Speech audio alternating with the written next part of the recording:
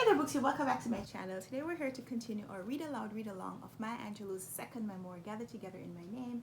We've been reading together chapters of this book, and we're now up to chapter 19 in this book. If you have a copy of this book, I invite you to read along with me. Otherwise, I'm going to read aloud. You can just listen to me read. We're going to pick up with chapter 19, which in this edition of the book begins on page 106. So let's get started. The U.S. Recruitment Center hadn't tried hard.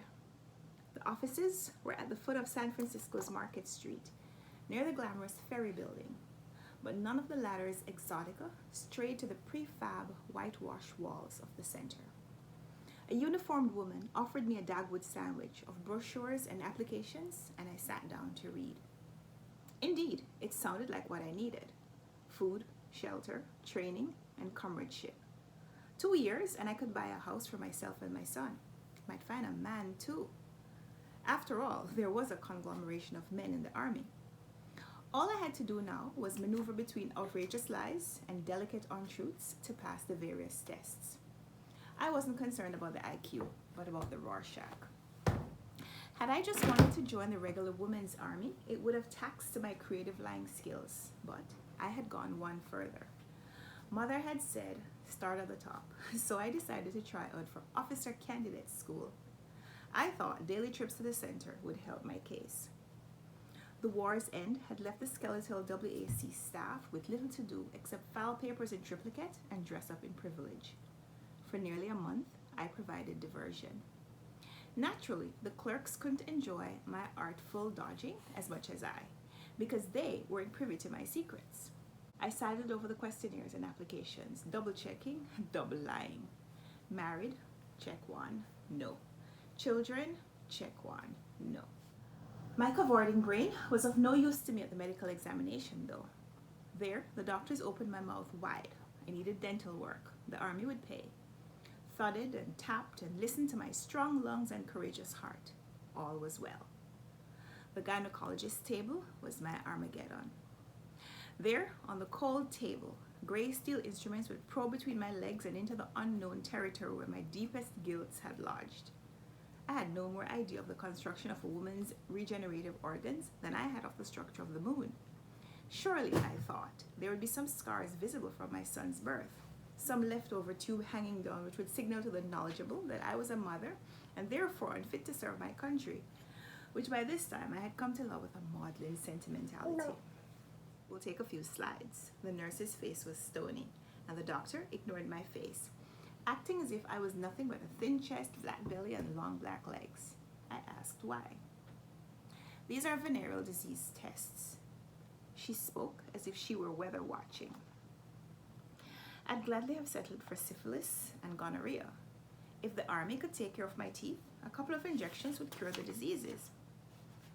The tests will be back in a few days. I tried to scrape from their faces any information they had gathered, but their faces were trained in suppression. I wanted to shout at their closed ears, I'll wait. I'll sit in the outer office and wait for the results. But I too had some training. That is, never let white folks know what you really think. If you're sad, laugh. If you're bleeding inside, dance. I'll be away for a few days, I lied, but I'll phone as soon as I return. I tried to make it sound as if I would be doing them a favor. 3 or 4 days jittered by with no pretense at flowing, and then the phone call came. Miss Johnson. I recognized the voice with echoes of starched uniforms and drill squadrons. Yes, I'm Miss Johnson. I tried to put, I'm Miss Johnson, so what, into my own response, and failed. Sergeant Matthews at the induction center. I know. Go on, damn it. I'm calling to tell you you've passed all your tests and have been included in the March to April quota of personnel to enter officer candidate school. Is that all right with you? I suddenly had dirigible-sized air pockets in my cheeks, which prevented me from making any sound except a loud explosion. I nodded into the telephone. Will you be prepared to leave the San Francisco area at the beginning of May for Fort Lee, Virginia? The air plopped out of my mouth and I jerked the phone away. God knows I didn't want to frighten the sergeant and give her a reason to re-examine my dossier of lies. I turned the sound into a fake cough and brought the mouthpiece back. Excuse me, a little spring cough. Oh yes, I can certainly be ready for May 1st.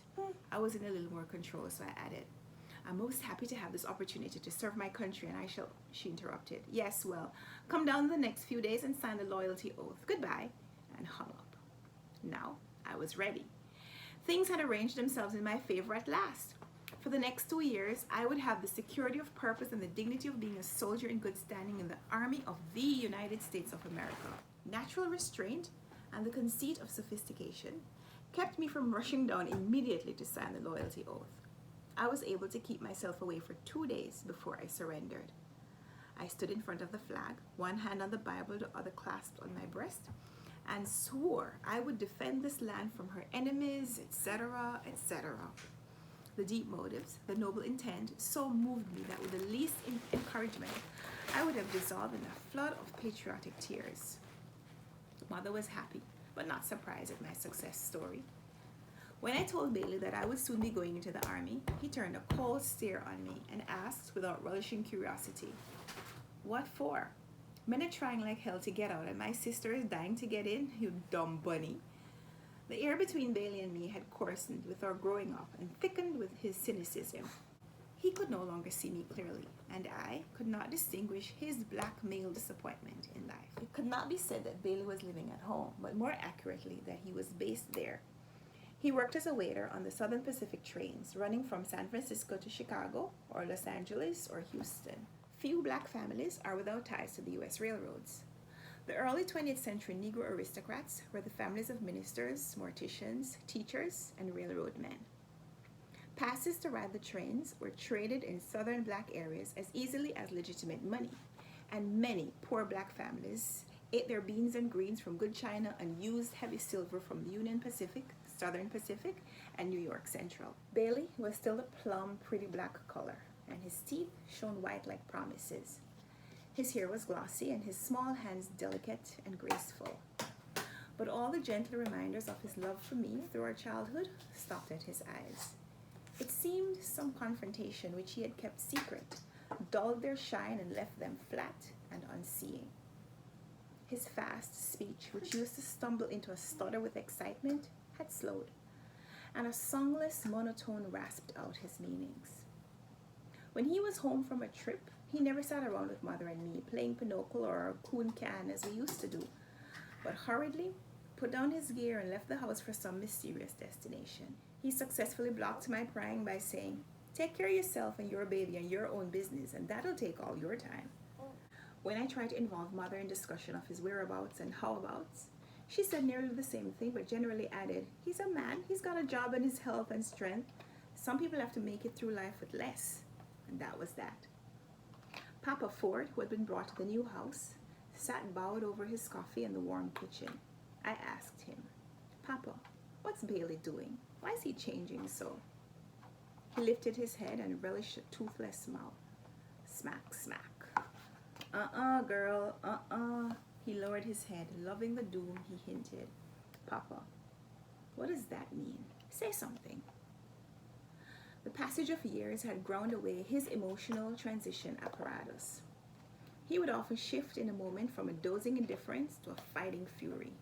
He did so then. "Don't ask so many questions. Keep your big eyes open. You're no little baby." A slurp from his mug, and he was nearly asleep again.